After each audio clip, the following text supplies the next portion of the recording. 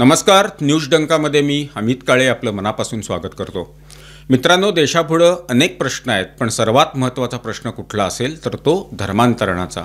आणि देशामध्ये जे बांगलादेशी आणि रोहिंग्या घुसत आहेत आणि इथली व्यवस्था कुठं ना कुठं तरी बाधित करण्याचा प्रयत्न करतायत, किंबहुना करतायतच, हा सगळ्यात मोठा प्रश्न आहे. आणि हा प्रश्न किती महत्त्वाचा आहे, याचं गांभीर्य किती आहे हे लक्षात आणून देण्यासाठीच 15 ऑगस्ट रोजी पंतप्रधान नरेंद्र मोदी यांनी जे लाल किल्ल्यावरून भाषण केलं आणि त्या भाषणामध्ये त्यांनी जो हाय पॉवर डेमोग्राफी मिशन याबद्दलचं जे काही विधान केलं ते किती महत्त्वाचं आहे याबद्दल आपण आज या व्हिडिओच्या माध्यमातून बोलणार आहोत.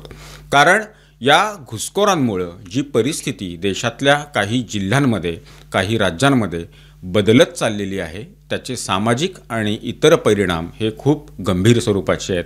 आणि त्याची जाणीव ही आपल्या केंद्र सरकारला असल्यामुळेच हे मिशन, हे अभियान आता सुरू करण्यात आलेलं आहे. पंतप्रधान नरेंद्र मोदी यांनी लाल किल्ल्यावरून जे भाषण केलं त्या भाषणात जनसांख्यिकी मिशन हे जाहीर केलं. सीमावर्ती भागामध्ये लोकसंख्येमधले जे बदल आहेत ते बदल हे वेगानं होत आहेत. आणि हा बदल फक्त एक सामाजिक समस्या आहे असं नाही, सामाजिक समस्या तर आहेच, पण याशिवाय देशाच्या सुरक्षिततेच्या पार्श्वभूमीवर हा खूप गंभीर असा धोका हा देशाला आहे. आणि हा सगळा प्रकार जो आहे तो जनसांख्यिकीमधला जो बदल आहे, हा बदल करण्यासाठी एक षडयंत्र हे रचलं जातं आहे. जनसंख्या वाढीचे प्रश्न नाही आहेत, मात्र त्यामागची जी रणनीती आहे ती रणनीती इथं खूप महत्त्वाची आहे. घुसखोर देशात येऊन केवळ तरुणांच्या नोकऱ्या आणि रोजगारावर परिणाम करतात का, तर तसं निश्चित नाही. तर देशातल्या ज्या महिला आहेत, आपल्या बहिणी आहेत, मुली आहेत, त्यांचं लक्ष आहेत. याची जाणीव ही सर्वसामान्य नागरिकांना ही असायला हवी.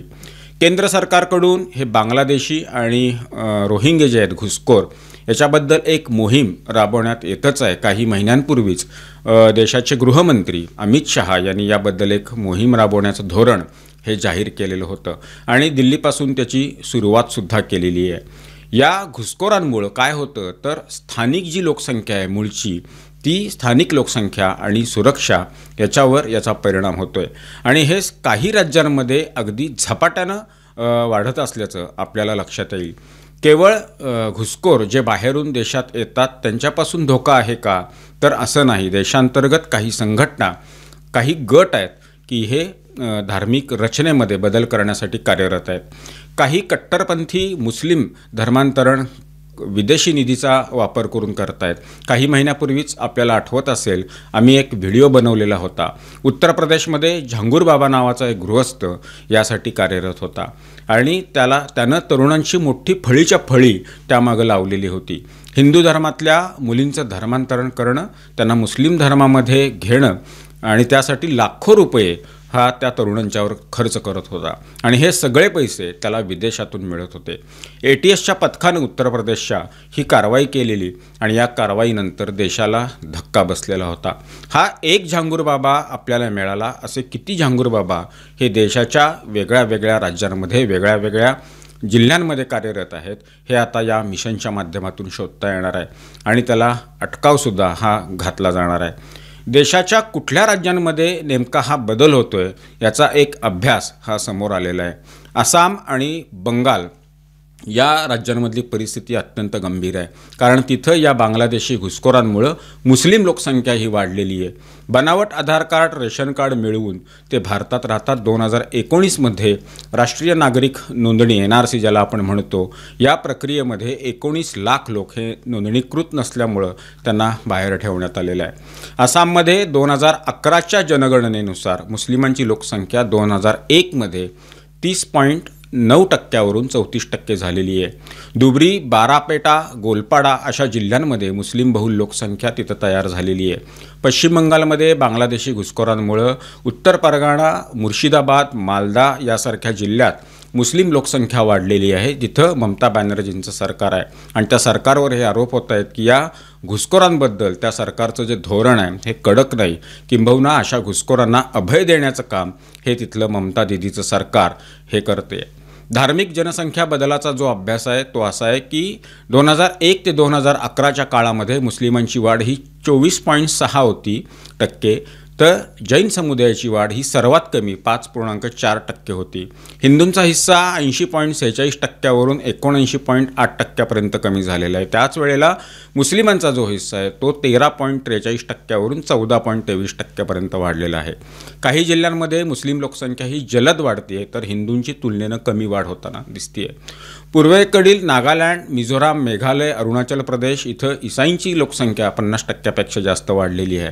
याचा सामाजिक परिणाम खूप महत्त्वाचा आहे, हे लक्षात घेणं गरजेचं आहे. लोकसंख्येमधील बदल स्थानिक संसाधनं, रोजगार, सांस्कृतिक वातावरण यावर परिणाम करणारे ठरतात. काही भागामध्ये धार्मिक उत्सव साजरं करणं हे सुद्धा कठीण झालेलं आहे. हिंदूंच्या मंदिरांमध्ये अनेक मंदिरांचं नुकसान करणं अशा घटना घडलेल्या आहेत, त्याच्या नोंदीसुद्धा झालेल्या आहेत. मुस्लिम बहुल भागामध्ये हिंदू आणि इतर समुदायाची जी काही त्यांची उपस्थिती आहे, त्यांचं प्रमाण आहे ते कमी होऊन तिथं अल्पसंख्याक हिंदू होऊ लागला आहे. आता यावर सरकार काय उपाययोजना करणार आहे, तर हे जे अवैध घुसखोर आहेत त्यांना ओळखणं, त्यांना शोधून काढणं आणि त्यांना त्यांच्या देशात पाठवणं, देशाबाहेर पाठवणं आणि हे धर्मांतरण या संदर्भातले जे काही कायदे आहेत त्या कायद्याचं कठोर पालन करणं, त्याची अंमलबजावणी करणं हे अत्यंत गरजेचं आहे. आणि जनसांख्यिकी मिशनद्वारे देशाच्या लोकसंख्येवर नियोजनसुद्धा हे सरकारला करावं लागणार आहे. भारतामध्ये जनसंख्या बदल सामाजिक, सांस्कृतिक आणि सुरक्षात्मक दृष्टीतनं अत्यंत महत्त्वाचे आहे. आणि पंतप्रधान नरेंद्र मोदी यांनी सुरू केलेलं हे जनसांख्यिकी मिशन हे देशाच्या वेगळ्या वेगळ्या भागांमध्ये लोकसंख्येचं संतुलन राखण्याकरता उपाययोजना करेल, यामध्ये अजिबात शंका नाही. अवैध घुसखोर आणि धर्मांतरण यावर नियंत्रण ठेवणं हाच या मिशनचा मुख्य उद्देश असणार आहे. त्याला यशसुद्धा निश्चित स्वरूपात मिळेल याच्यात आमच्या मनात शंका नाही. तूर्त इथंच थांबतो. याबद्दल या देशातला जो हिंदू आहे, या हिंदूनं अत्यंत गांभीर्यानं, डोळसपणानं विचार करणं आवश्यक आहे. धोका आपल्या उंबऱ्यापर्यंत आलेला आहे, याची जाणीव व्हावी हाच यामागचा उद्देश आहे. आणि सरकारनं हे जे मिशन सुरू केलेलं आहे या मिशनलासुद्धा जास्तीत जास्त लोकांच्यापर्यंत पोहोचवणं आणि लोकांनीसुद्धा या मिशनला साथ देणं, मदत करणं हे इथं अपेक्षित आहे. या व्हिडिओबद्दल आपली मतं काय आहेत ती आपण कमेंट बॉक्समध्ये जरूर कळवा. व्हिडिओ आवडला असल्यास तो लाईक करा, शेअर करा आणि आमचं चॅनल आठवणीनं सबस्क्राईब करायला विसरू नका. धन्यवाद आणि नमस्कार.